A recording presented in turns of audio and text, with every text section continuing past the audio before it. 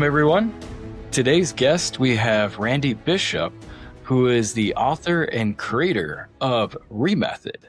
And Randy, actually, I'll hand it off to you to explain a little bit more about what the Remethod is and dive from there. Well, if it's okay, I'll just go ahead and show you. This is the book. And the Remethod, yeah, some people say RE, but it's actually the Remethod. So thank you for getting that right, Phil. In just a nutshell, the Remethod is pretty simple, okay? It stands for reflect, reframe, and restore. And it's basically a simple, powerful coaching method that I created to help individuals of every walk of life, actually. But first, the idea is to reframe. Nope, that's wrong. First, the idea is to reflect. I told you that I'd do that. Reflect on your current beliefs, experiences, and your choices. And so, what the idea is we come to these transitions in our lives, and that's what happened to me. And I didn't have anybody really around to talk to, and I'd been through so much in life, and I just sat down one day and said, okay, what do I have to think about? What do I have to do about this? Is this all life is? And so I sat there and I said, okay, let's just look backwards. And I went and looked backwards and I said, okay, what about this belief? Does this work anymore? What about this experience? What did it teach me? Wow, could I have made a different choice? And I realized I was reflecting. So reflect is the first idea. And then reframe. What I ended up doing was basically asking questions of those beliefs, of those experiences, of the choices I made. And then I started to reframe them a little bit. And basically what reframe stands for in my method is limiting perspectives into empowering ones. So reframing something that limited me into an empowering idea, an empowering belief, an empowering choice. And then basically taking that and then restoring. And the idea of restoring for me is restoring my life, restoring your life with intentional action, basically aligning to our true identity and our true goals. And what I mean by that is oftentimes people think they're broken. They think they need fixed. They think there's something wrong. And there's really nothing wrong. It's just that I don't think anybody's broken. I think we're becoming. Life is a process. I don't know about you, but I'm never done. I understood the idea of being a lifelong learner many, many years ago. And so I realized that really it's about restoring myself, taking and reframing those things along the way that got out of whack, and then putting myself right in the center of who I really am, and then going that direction. So that's really the method is reflect, reframe, restore. And then honestly, you repeat. You just keep doing it over and over because you're never going to be done. So looking through today's generation, I know just before we started recording, you were talking about a group that you were a part of and seeing some of the men there and where they're at in their different walks of life and also different ages that you had in the group. And where you were talking about, well, I mean, some of them might need to reframe, especially where they're at, to say, hey, I'm so lonely. Well, if we reframe ourselves from social media away from all this tech that we were growing up with, like for my generation and for me, I know I started with the AOL Messenger when I was in school and going into high school, and Facebook was just starting out. Wow. Social media was just coming in to play, but it wasn't a big hitter, and we still called our friends on the phone for the most part. Maybe some texting here and there was, but it cost, a nickel per text or something. So it cost us quite a bit to be sending text messages. Right. Yeah. So it was a lot of that. And then also just going over to the friends' houses that we still had going all the way through high school. And it was college that, the smartphone started to come in.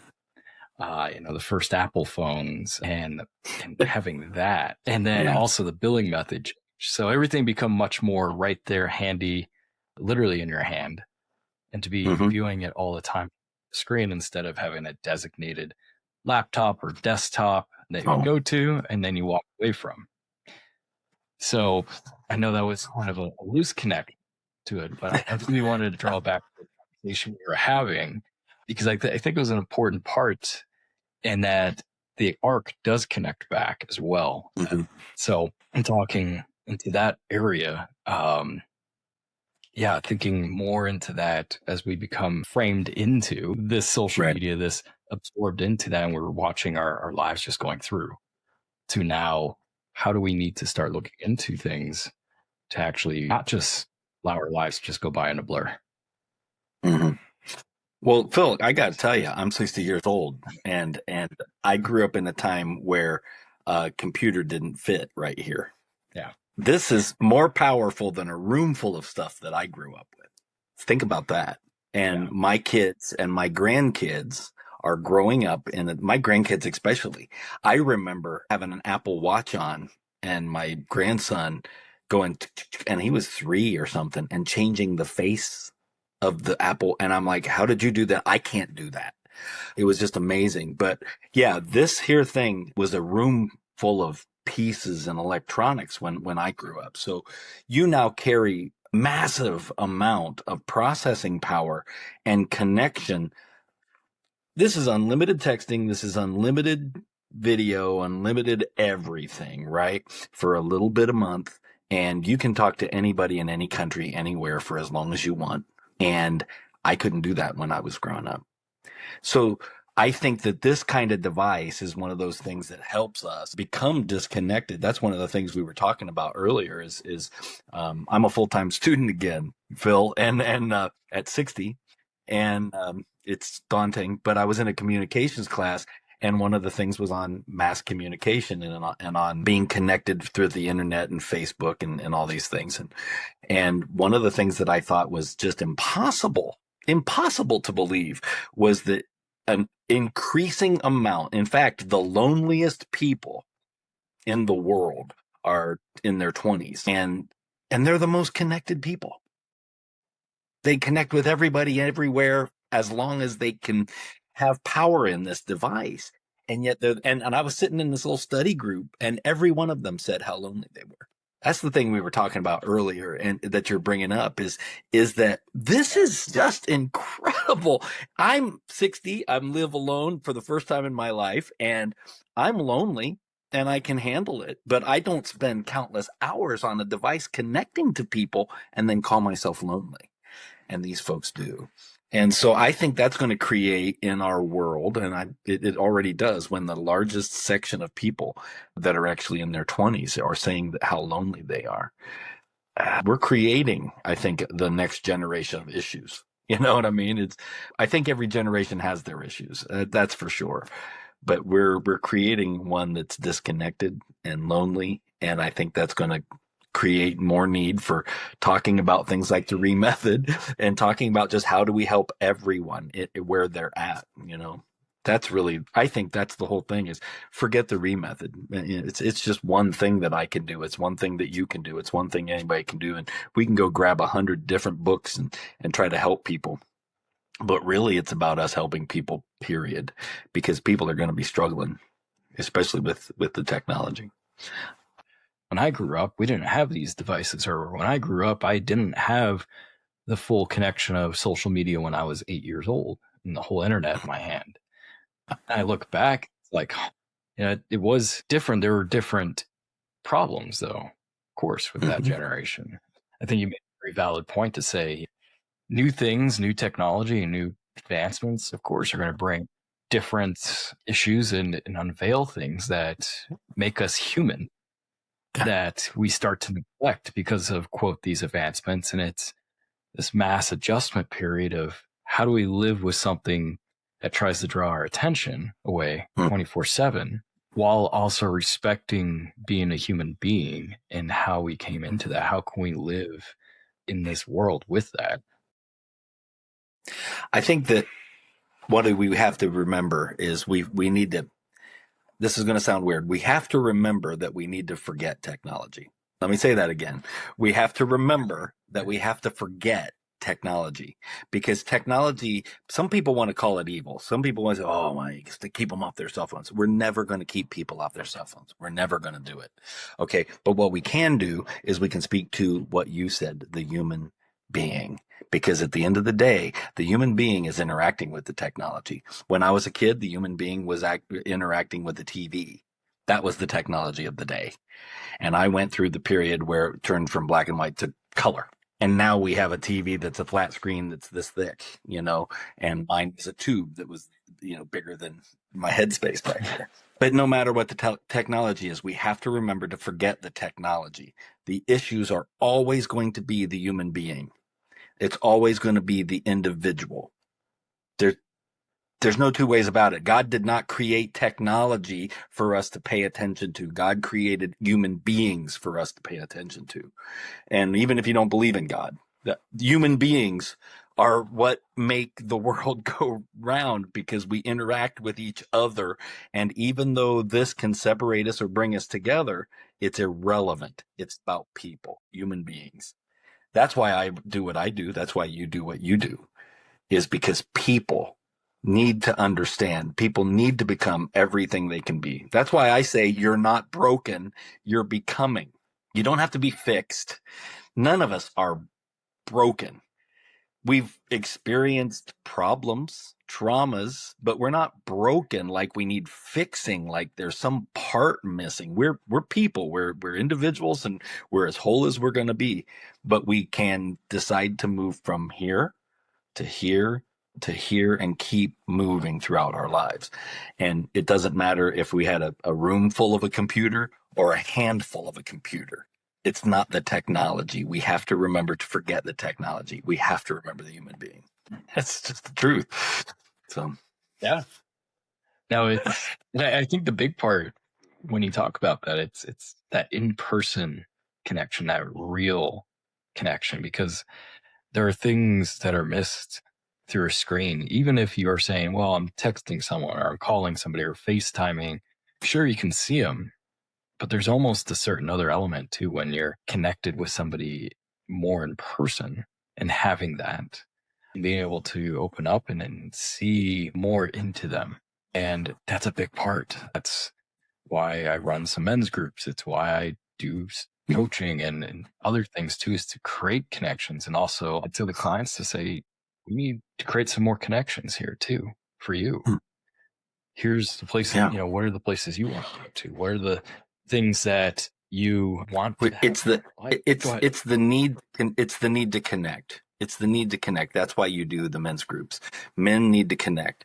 Women need to connect. People need to connect. I mean, we're going to tie this back to technology, and again go back to the human being.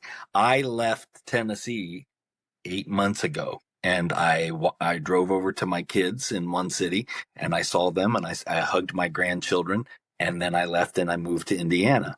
And you know what?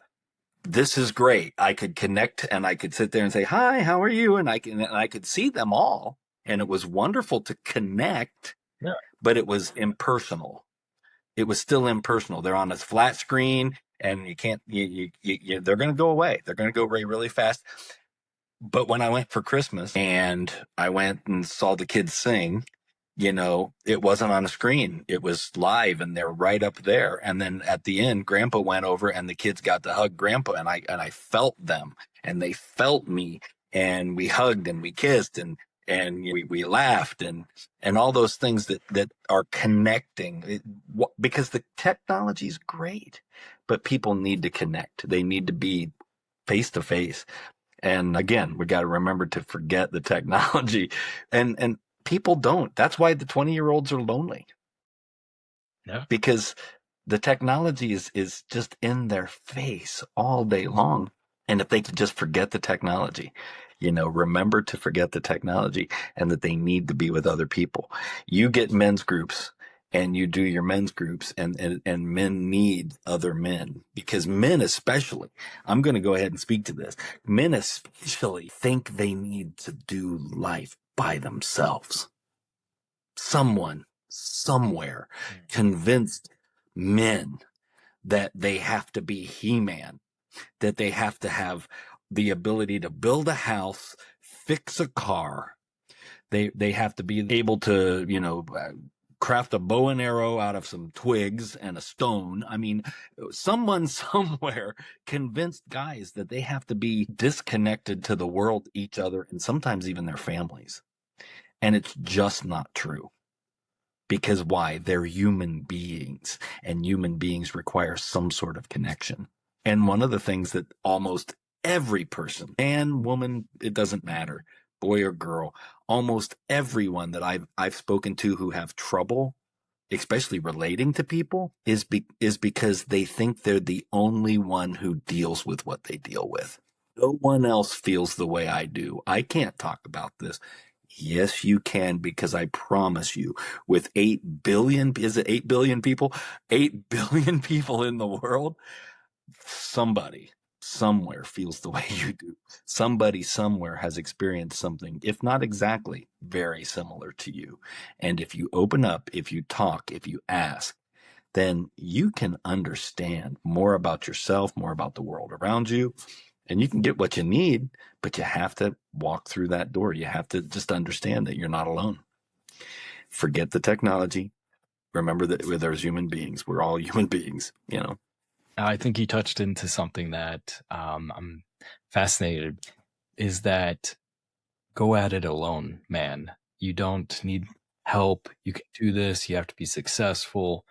Be private. Don't tell anyone what you're doing. Hole up. You don't need anybody's help type man Mm-hmm. that we see. And that was a big message and a big push. A little less than a decade ago. I remember coming in and hearing about this, just grind, just grind. That's where like David Mm-hmm. Goggins rose really fast, and some other folks in that arena too.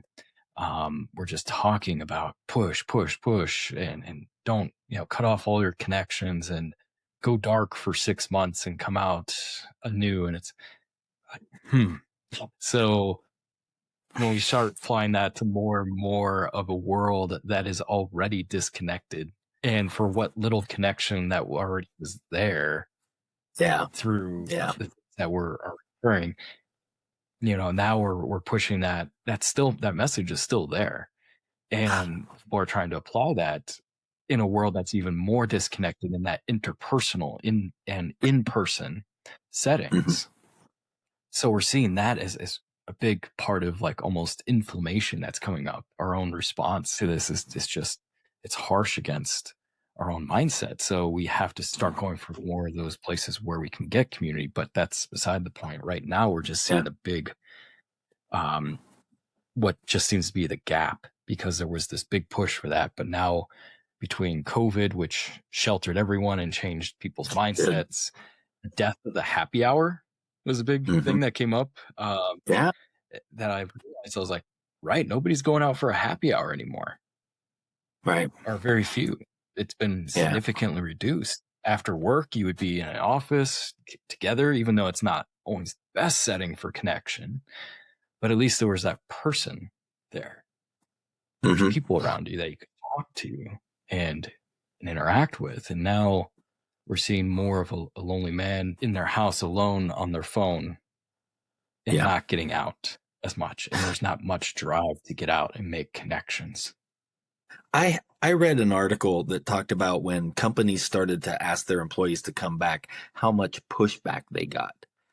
They didn't want to go back to work. They wanted to be home. It's like, wait a minute, you want to be disconnected from everybody. I don't understand that. Now, I'm going to tell you, there's nothing wrong with being disconnected. I don't think, I don't want to sit here and say everybody's got to connect and hold hands and have hands across America and sing, Kumbaya together. I don't want, because listen, I'm number 3 in the birth Yeah. order. I'm a touch feely. I'm a life of the party. I want somebody around to interact with. I don't really like being alone. It's not my favorite time of life, but I don't want to say that there's no value to it. My best friend is 10 years older than me. He was an only child. He understands being alone, and he thinks I'm nuts because I'm like, I want people around. And he's like, why? This is great. And I'm like, it's not great for me. But see, we just have two different. So I don't want to say that there's no value in doing some things alone or having solitude. That's okay. But I think we have to balance. I think life is about balance. And when we look at it that way, okay, we got COVID and the effects of everybody sheltering. Okay, well, now your work is asking you to come back. Hey, so, you know, do a balance. Can I come in 3 days a week and still work at home 2 days? I mean, find some balancing rather than just argue that one or the other. I think that's a lot of problems in the world today. It's an either or issue, and I think there's a lot of balance that gets missed. Unity, I think, is one of those things that it requires a balance of the two viewpoints of people to say, hey, let's meet somewhere in the middle. And when a guy, I'm just going to come back to us now, when a guy decides, I'm going to meet with a group of guys, it's not my normal thing. He's meeting in the middle. He's coming out and he's saying, you know what, there's some value here. Yes, I'd much rather be in my workshop. Yes, I'd much rather be tweaking my carburetor, but I'm going to go and I'm going to meet with some guys because there's probably some things I can learn about myself. Maybe I can add value to somebody else's life. See, people don't even think about that part.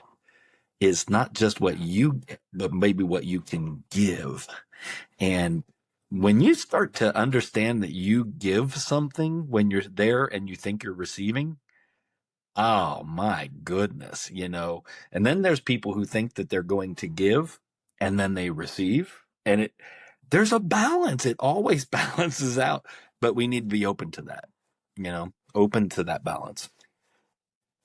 I really like that thought right there of, we resist going back to the office, we resist certain social interactions and putting the influence on us as an individual and focused on oh, it's just about me. And I know that's not the statement per se, nor what people truly want to think. But there's a certain sense of individualism that is pushed upon. Back to where you're saying, go somewhere so that you can give as well. And the presence and even just an ear or whatever it may be. And also, you, like you were saying, you also get from that. Mm-hmm. We don't think about that in those terms. Yeah, we always think that everything that we do is one way. We often think that I'm doing something, I'm not getting something. In 2004, I took a missions trip to Tanzania, and my entire thing was I'm going to serve. Right, I'm going over there and I'm going to paint these schoolrooms, and I'm going to help sew some curtains, and I'm going to help build some chests of drawers, and I'm going to install some bathroom fixtures. I mean, I'm going to be a part of a group that we're over there to do something. And then they found out that, I was really good at taking pictures and video. And so I became the official, hey, you've got a video recorder, you got it, and so I'm doing all that. And when I came home, I had no idea how much I'd really received. I had given and given and given, but what I really gained was a perspective and an appreciation because I opened my eyes to say, did I get something out of this or did I just give something? And I gave a lot. I mean, it was 2.5 weeks and it was nothing I'd ever experienced before. I'm a kid from small town in Ohio, and here I am in Tanzania and I've seen, Mount Kilimanjaro. I've only ever heard of it, but I came home. This is the God's honest truth. This actually happened. I came home and I think I landed on a Saturday and I was supposed to be in church. I was a worship leader and I was supposed to be in church and lead the next morning. And I was tired, it's like a 20-hour flight. And I got up the next morning and I went and did my thing. And the family went out to lunch and my daughter wanted to go to the mall. And I was like, okay, well, let's go to the mall. I haven't seen you in 2.5 weeks. Let's go to the mall. We walked him out of the mall and I was overwhelmed. And she's like, Dad, can I go to Claire's Boutique? And I said, okay. And if people don't know what Claire's Boutique is, it's a jewelry store for girls. So it's like, okay, it's not a dad thing, but I'll go, And she wanted earrings. And it's like, okay, I'll buy you earrings. And we're standing in the line and I saw that the earrings were $7. And I was about to spend the entire week's wages of people that I just left. And Wow. I stood there weeping. And my kids are like, are you okay? I don't have to buy you. She thought it was her. And I was like, no, just give me a moment. Because I had received something, which was an understanding. Wow. And then I received compassion. And then I received, hey, you know what? What else can I then do? What more response can I have? Because I thought I went to, you know, build things, paint things, sew things. But what I ended up doing was learning to love somebody, learning to appreciate somebody that's not like me. And again, when we open ourselves up to what else is there, that's one of those things that can happen. I'm going to tie this into my book again. And that is, at that moment, I was reflecting on a whole bunch of stuff. And I didn't know my method back then. I guess I was doing it, but I hadn't written the book yet. But I was reflecting on a whole bunch of values that didn't really work for me anymore. And I was having to reframe what the truth for me was in real time in front of my children. And then I had to restore something new and quit bawling, and get my wallet out and transition through this. I mean, 3 phases in seconds when I think about it. I mean, it was fast. But I can look back over life and understand how many times I've actually done something like that. When we look at what we're really believing or what we're really thinking and going, that doesn't really work. I need to change my mind. I need to do something different. The value then becomes something like, I'm just going to keep folding into what I do for what you do. But the value is when guys, which is what you do primarily, guys get together and whatever the topic, whatever the issue, when they decide they're going to take a good look, they don't have to look and dig and dig and dig. They just need to get one thing, just one. Because there's a whole slew of stuff we can deal with. We'll get bogged down if we think we're going to hit them all. Just find one thing and ask, what have I believed here? What have I bought into? And is it real? Is it good for me? Does it work for me anymore? Maybe it's the rugged individualism. Maybe it's the, I'm the dad and I'm the authority. I mean, it doesn't matter what it is. Just one thing, and then ask yourself, and then reframe it and restore yourself, and then go back and do it over. Really, we all do it all the time. We just don't really have a name for it half the time. Really. Yeah. No, I like that because it's just like using the recalibration whole method that you just went through and using all your buzzwords here. Hey, there's a lot of rewords. There really are. Yeah, I went through a ton of them, Yeah. It's that pause, that moment. It's something I know teaching, or I should say, coaching some of my clients. I tell them, just take a pause. Try to see if you can just create a gap before you react, before you take an action that you feel something is off. And find interesting we were talking about, oh, my values changed now. Because in that moment, the values might have been, oh, something inside of me triggered and I want to become protective of that. So my values right now is to protect this, whatever I'm trying to protect from being touched inside or what might have been hurt or something that was said in maybe an argument or it's something that triggered it. But adding that gap, and I love that you have the setup of the method of reflect, reframe, and restore. Because to me, it is to just say, let's take a pause. Mm-hmm. What's actually happening inside of me for a second? Yeah. Why am I going? How can I change it? Do I want to continue with this or do I want to change it? It's the ability to ask yourself a question. How many times do we simply react? How many times your pause thing is perfect. How many times do we just react? Here's a good one. How many times are we listening to somebody and we already know how we're going to answer and we haven't let them finish their statement? Yeah. I tried my darndest to teach my kids, don't answer me until I've asked the entire question, because you're not listening to the question anymore. You just want to make your point. And I'll tell you, for those dads out there, for moms and dads actually, but for the dads out there, here's what's going to happen, right?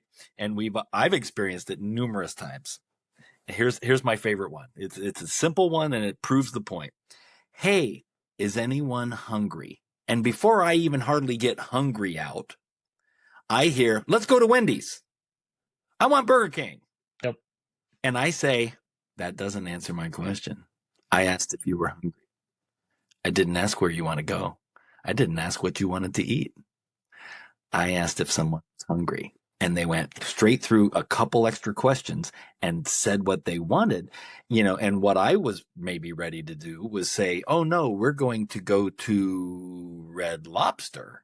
It's way different than Wendy's or Burger King. But I was trying to go somewhere with my conversation, but they jump in and they don't answer the question. And we do that as adults really good to each other. I think that's why we have arguments, and that's why I'm not going to go in a lot of places, but we have a lot of places that we are divided. And it's because we do not listen to the question. We only want our voice to be heard. Ask That a ties question of yourself and pause and listen to other people's questions. and that ties so well to what we're talking about, the individualism, the rise of individualism, um, and also the fact of making connections, especially in person. Mm-hmm. Because even like recording right now, it sometimes can be hard to get to the cue of did you make your full statement? It can sometimes be hard on the phone or even text messages because that has driven us to make our statements, and that it's okay to make a statement before that next message was actually sent by the other person to finish theirs. Yeah. It's kind of driven us to doing exactly as what you were talking about. I tell you what, the older the stupider I think I feel sometimes, and people, I'm supposed to be the wise one in the room. The older I get, I had a, I had a, I met a man that I really respected years and years ago, and he was a pastor for I don't know how many years, but he was an old man at the time, and I wish I could even remember his name, but he was a little church in Indiana, just Bob, I think was his name, but just a wonderful, wonderful guy. And I went to him one day and I said, but I just, you've got all these years of experience. You've got all of this background. You've got people that you've met and places that you've been and sermon after sermon, and you've crisis and joys. And just tell me, what is the secret? Can you tell me what the secret is? I mean, I've never met anybody that old, I guess. I don't know. I was maybe 30 at the time, and half my age now. And he looked at me, he said, closer I get to God, the farther I am away. And I went, what? And he said, the secret is the closer I feel like I'm getting to God, the farther I am away. And he said, and that's a great perspective because I'm always moving. I'm never done.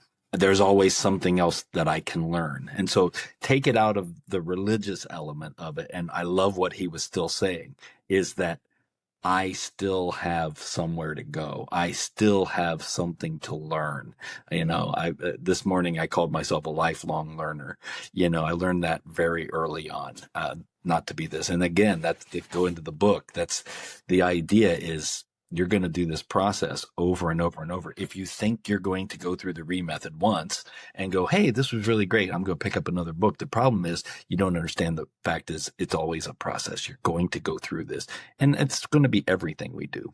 You're going to progress from here to there. Once you stop growing, your life is going to be stagnant, and it's just the truth. You have to go back, look again at what you just learned or what you thought you learned, and ask yourself if it's right. Be willing to question it. Bob said, the closer I get to God, the farther away I realize I am. What a great perspective. The closer I get to understanding things, the more I realize there's stuff I don't understand. That's just the truth. And as men, we certainly have a problem with that. I'll never forget. My dad owned a garage. Okay, my dad owned a garage. My grandpa owned a garage. Um, I hate working on cars, but anyway, that's irrelevant. They owned garages, and there became a point where my dad stopped working on cars because they changed. They started to put computers in them and wiring and things he didn't understand. And he was working a factory job on top of his garage, and so he wasn't going to be learning those things. And God bless my dad. I mean, he's a wonderful man. He provided for his family, and you know, he did a great job providing and everything. I'm not faulting him on that, but he got to a point where, okay, I'm doing this over here, and if I'm going to keep going, I've got to learn something. And I'm just busy over here, and he didn't learn that stuff, but he could have learned those things if he wanted to, but it kept going. And he could have kept going but he just gave up and said, well, I'm just going to take my car up and have it fixed instead of learning about what the new car was, you know, and the things he needed to learn for that. I understood a lot when I first heard that. I really understood that. It's yeah, it's more I learn, the less I figure out that I know. Yeah. Yeah. I can't remember who The said smarter I think very kind of thing. Yeah. yeah, the less I know. Yeah. For some reason, the Mark Twain quote of "the more I get to know people, the more I like my dog." No, that's beside the point. Yeah. No, that would derail. So no, it is fascinating on this journey. In this whole world I've exploded open, Mhm. with working with men, the depth of work I've done with myself. I've always enjoyed reading about these kind of topics, self-help, and all these books Mhm. ever since college. Ever since college, uh, and I've always been fascinated by it. But yeah, and there's now thousands and thousands more books out there, of course, that have grown. But it is fascinating to say, wow, there's just so many different areas that I keep diving into and exploring more and more. And it's like the last couple years, there was a whole different turn of places that I've explored in depths. And it's like, wow, okay, I do know nothing. I know a lot, but at the same time, that distance between where I thought versus what is, it's massive. And that even if I get to what I think what is, there's going to be another big push that I'm going to realize, oh, there's still more. But it doesn't mean that it's any way cynical. Say, Mhm. oh, you'll never do that. You know, to me, yeah, it might be true, but the more I continue to expand my own mind and expand my progress in this area, the more I learn, the happier I become, the more Mhm. I get to experience life and open up. Just in general, just all these different things come up for me. And that's amazing that you can. I don't know how old you are. You're like half my age or something. Um, okay, yeah, you're just older than my oldest daughter. But let me tell you something, and this is something I realized. I actually sat and read my book again the other day, and I said, "Gosh, it's really really short. It's like 100 pages, and it's pretty big type." And I did it on purpose because I realized that through my life, a lot of things became a pursuit of understanding more and more and more, which is great. It is great. Some people are built like that, just like my buddy Mike, who is built to be alone. And then he looks at me and thinks, oh my gosh, what's wrong with you? And I'm like, what's wrong with you? Alone stinks. I want people around. Sometimes we make some of these things so hard that it becomes impossible for people who actually need something to get it. And I realized that when I'm reading through it the other day, I went, it's 100 pages. But then I went, but I wrote it in such a way that I wanted it to be accessible to anybody who wasn't going to intellectualize, but I'm certainly going to challenge the intellectualizing to go, hey, Mm. have you thought about this? And I learned that along the way in my career as a worship leader, because everybody has an opinion, everybody has a preference, and you can't make anybody happy. You can't. And so I love the fact that what you're saying is this pursuit, but there's this guy over here that doesn't read very well, and he needs to understand himself, right? And I want to help him push his boundary as much as I want to help a guy who's like, man, there's so much more I can learn. Great, let's go there. Let's push, but let's make sure that we're helping every person that's that balance that we were talking about, because I don't want this guy over here to feel like if he's not talking like Phil, that he's not learning something. Um, my brother, I was talking to him about my classes, and my brother's 4 years older than me, never went to school, lifelong musician. And, he can play bass like he's a pro. I mean, he's great, but he just went, I don't understand why you're going to school. And I was like, because I want to learn more. I want to get this. And he said, I couldn't do it. I can't do it. I couldn't do it. The stress that you're under. Because I was telling him, I said, man, did I make a mistake? I mean, I'm reading terms that I'm having to look up and go, I'm not sure I understood what that meant, at 60. And he's like, I got a lot of respect for you, and I'm like, thanks, appreciate it. But we're from the same family, 4 years apart, and just really two different people. And I just think I learned a lot even in that conversation. There's a lot of conversations to have. Let's throw it all back to just like, let's remember to forget our technology. Okay.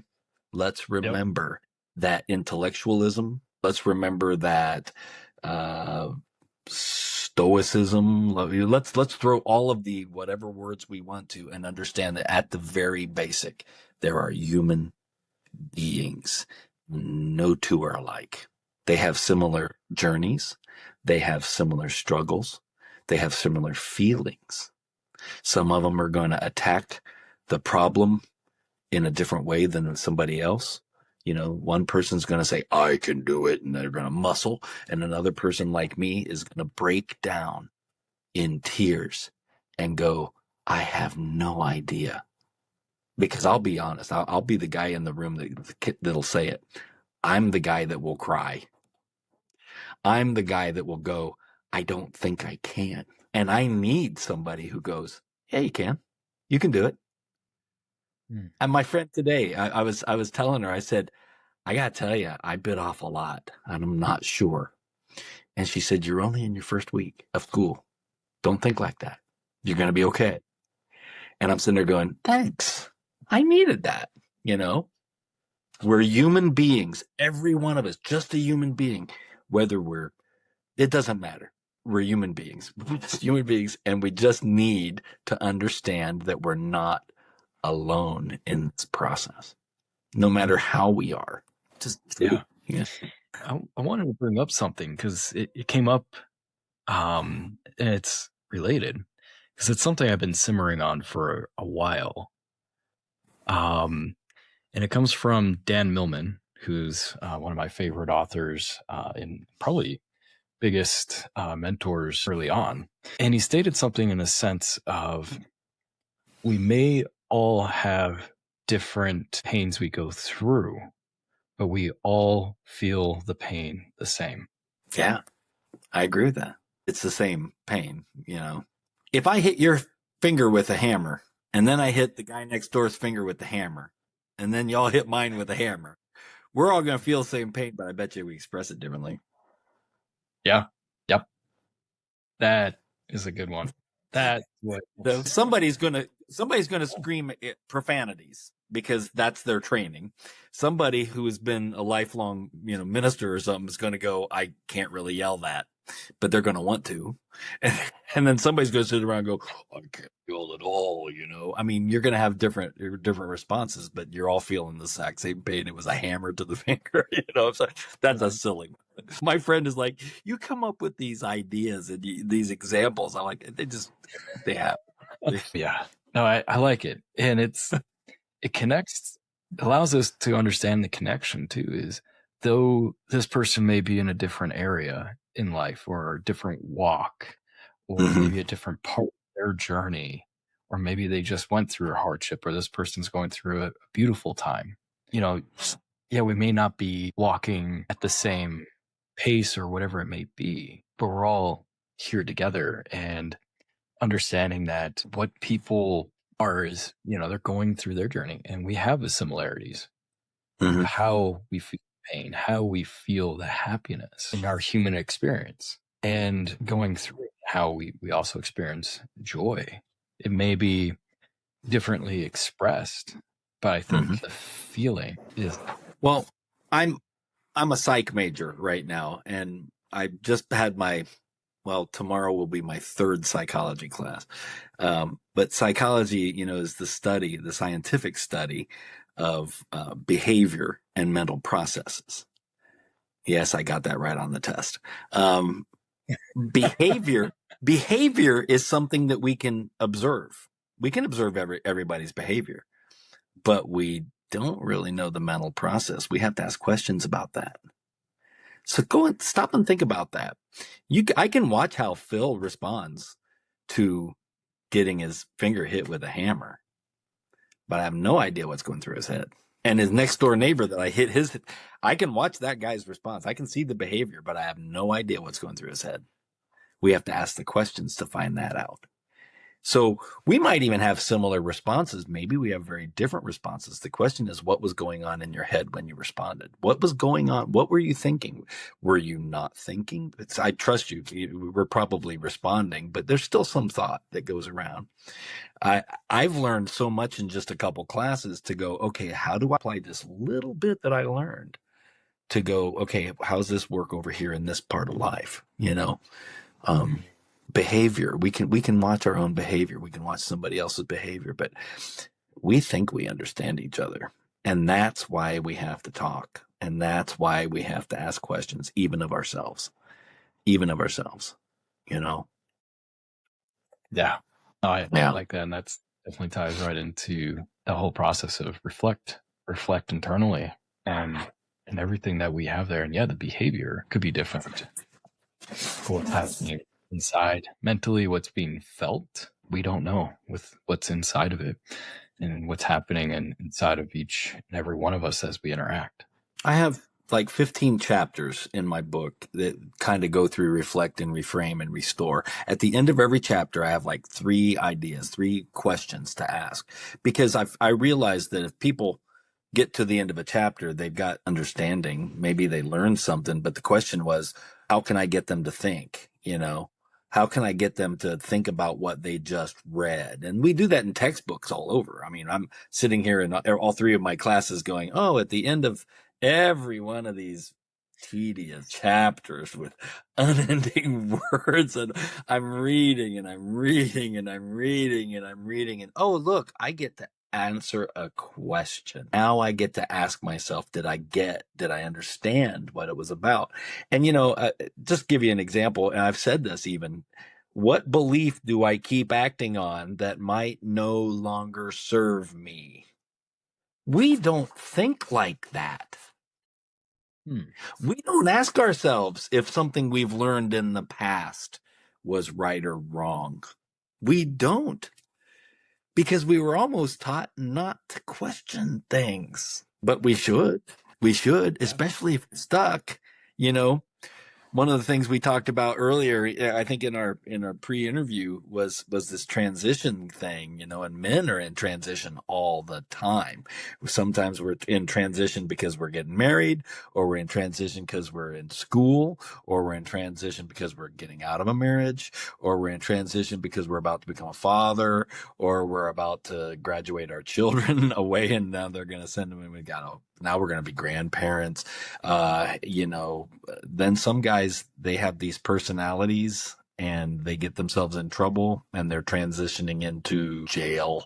And I mean, it doesn't, men go through all kinds of transitions, and some of them are just, we don't talk about it. If we don't talk about it, we don't ask ourselves some things.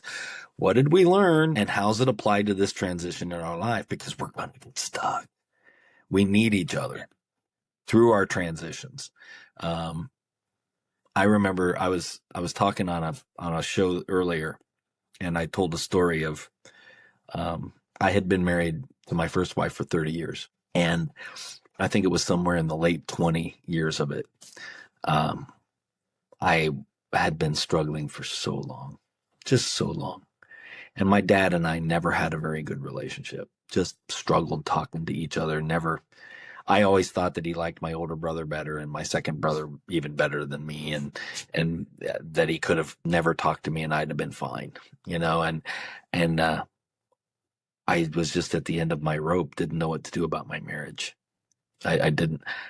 I didn't know who to talk to. I was in ministry. How do you talk to people about this? How do you be honest about who you are and what the struggles you're going through and the fact that you're throwing your hands up going, I can't do this anymore. Who do you talk to? And I went home and visited and I said, Dad, can we talk? And he was like, sure. I mean, I'd never asked and we never had. I mean, I taught him how to make mashed potatoes once, because I knew, and we had those experiences, but we never sat and talked. And I told him from wedding day on my story. And it was the scariest thing I've ever done because I didn't have much of a relationship with my dad, but I needed to hear from him. And so he sat and listened. Probably, I have no idea. I could tell you his behavior, but I have no idea what his mental process was. But I just went, okay, I'm done. I just needed to say it, Dad. And that man who never said a word to me, hardly about anything, looked at me and said, Randy, you're a bigger man than me. I couldn't have done what you've done. Wow. I look back at that. Sorry. I don't mind that my dad and I didn't have a great relationship because in that moment, he gave me what I needed. And in that moment, I had opened myself up to say, I don't know what to do. And I asked the one person that I believed should be able to help me, who never, ever helped me in that way before. And he delivered that line. You're a bigger man. I could not have done what you've done. He didn't offer another word. He didn't offer suggestion. He didn't try to fix me. He didn't try to fix my situation. He just let me know that he saw me as a man and he saw me as a strong man, even though I felt at my lowest place. And that was the most powerful moment probably of my whole life. And if I wouldn't have said, I just need to tell somebody, if I wouldn't have gone and opened myself up a little bit, I would never have heard those words. My dad died within the year after that. And I'm lucky because I've had friends who told me that they've never had a conversation like that with their father. And they're jealous of me. I don't know that you should be jealous of me. I spent most of my adult life not knowing my father. And they're like, no, you got that from him, and it was powerful. It was very strong. I'm going to fold it back to the method. I had to ask myself what I believed because I was about to tell my dad that things that I'd been taught weren't working. They didn't work for me and that I had to rethink them. And I was going to have to make different decisions. And I was going to have to reframe some of those things and make it work for me so that I could line myself up and restore myself because I had just been obliterated. And I look back at it now and I went through the method. I didn't know I did, but I did it with my dad just because I decided I have to say something. I have to go back and look. I have to find out something else about myself. Men everywhere need the conversation. They need to say something. And I hope they do. I hope they do. I hope they do with you. I hope they do with me. I hope they just do anywhere. Shoot, sometimes they just need to open up to their wives if they're married, and just say, by the way, I don't talk a lot, but I'm struggling with this. Don't really want you to fix me. Just need to say it, or whatever. But we need to start not being rugged individuals. It's okay to be a rugged individual. Chop down a tree, but at least say if you need help, say if you're struggling, be honest about it. I'm good. One of the best things ever said to me in my life was because I did that. Wow. What a powerful share and story. And I appreciate you sharing that. You're welcome. The tenderness that was there and the openness. And it definitely aligns taking that step to actually start this process, reframing, reflecting, and restoring yourself and not guessing what could have been. Yeah. I made missteps along the way. I'm not going to lie to you. Within 24 hours, my dad asked me a direct question. I'm not going to share it here. And just before I drove away from the house, I lied to him. I wasn't ready to tell all of my truth, and I never saw him again. And so I had to deal with the fact that here I'd been so open and I'd received such a great big gift, but then he asked me something that I wasn't ready to say it some about, and I actually just, you know how we do it. We protect ourselves. Um, Yeah. if I tell you this truth, everything you feel about me, you're going to change. And so I couldn't say it. I couldn't tell him. And I'm sorry, that I didn't. But my mom told me years later, she said, he'd forgive you, right? Like, good, because it's been hard to forgive myself. But I had to go back and go, but I had that moment and I can't judge myself too harshly because I was doing a process for myself too, you know? But I've made my missteps, and that's the thing I want to say to guys that are listening. That's the thing I want to say to anybody that's talking to us anywhere. You're not going to get everything right. There's none of us who are helping. There's none of us who are teaching. There's none of us who are doing ministry. There's none of us doing any help to anybody that, number one, we have all the answers. Nope, we don't. We're just here to help guide and hope that we all get better, okay, in a lot of ways. But you're not going to get everything right. Celebrate the things you do get right. Forgive yourself for the things you don't. And then go back and do it again. Go back and look again and learn again and readjust. We get stuck because we decide we can't do that. And that's why I say repeat is the fourth reflect, reframe, restore, and then repeat it because you're going to need to. You're just going to, because we think we're done. But we're not broken. We're becoming. That's my phrase. We're becoming, and that's a constant. It's a constant movement. Yeah, that is a great place to pause. Okay. I love the wrap that we had. I think that was tied up very nicely. I love the deep share. Well, Randy, thank you for that beautiful story and that share. And I think it's going to resonate a lot out there. And it definitely ties perfectly with the whole method. So as we wrap this up, I do want to ask one last question of, for anyone listening, what is maybe one more piece you want them to take away, or maybe just one more bit that you want to say? I would tell anyone listening, anyone watching, anyone who is wondering, because I think often we wonder if this is it. If this is it, is this all there is? That was the transition kicker for me. Just waking up one morning early and going, is this it?